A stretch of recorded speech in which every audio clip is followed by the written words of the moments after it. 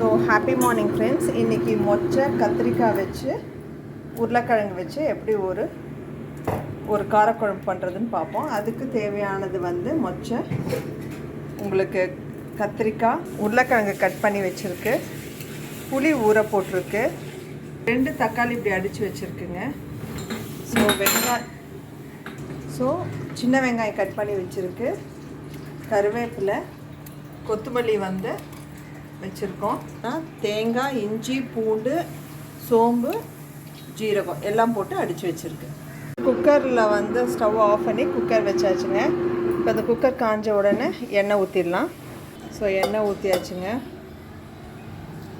So எண்ணெய் ஊற்றின பிறகு எண்ணெய் காஞ்ச பிறகு ஜீரகம், கொஞ்சோண்டு சோம்பு, கருவேப்பிலை போட்டுடலாம்.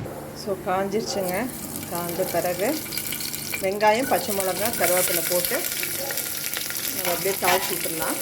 ஸோ ஒன்ஸ் வதங்கின பிறகு தக்காளி நம்ம அடித்து வச்சது போட்டுருங்க.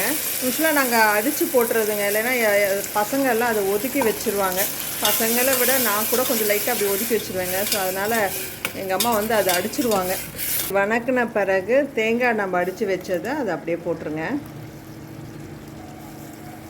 லைட்டாக அப்படியே கொஞ்சம் வதக்கி விட்ருங்க. ஸோ கொஞ்சம் மஞ்சள், ஸோ அதில் வந்து பார்த்திங்கன்னா நீங்கள் 2 ஸ்பூன் காரப்பொடி போட்டுருங்க. ஸோ கொஞ்சம் வந்து உப்பு, உங்களுக்கு எவ்வளோ டேஸ்ட்டுக்கு வேணுமோ அந்தளவுக்கு உப்பு. நல்லா வதக்கியாச்சுங்க. இப்போது கத்திரிக்காய் போட்டுருங்க. கத்திரிக்காய், உருளைக்கிழங்கு எல்லாம் போட்டு ஒரு நல்லா வதக்கிடுங்க. இதே மொச்சக்கொட்டையும் போட்டாச்சு. தண்ணி கொஞ்சம் ஊற்றிட்டு இப்போ தேவையான அளவு தண்ணி போட்டு மூடி வச்சுருங்க. 2 விசில் வந்தால் போதுங்க, டக்குன்னு எடுத்துடலாம். ஸோ தேவையான அளவு தண்ணி போட்டாச்சுங்க. இப்போ வந்து நம்ம வந்து கொத்தமல்லி தூவிட்டு விசில் வச்சு குக்கர் மூடிடலாம்.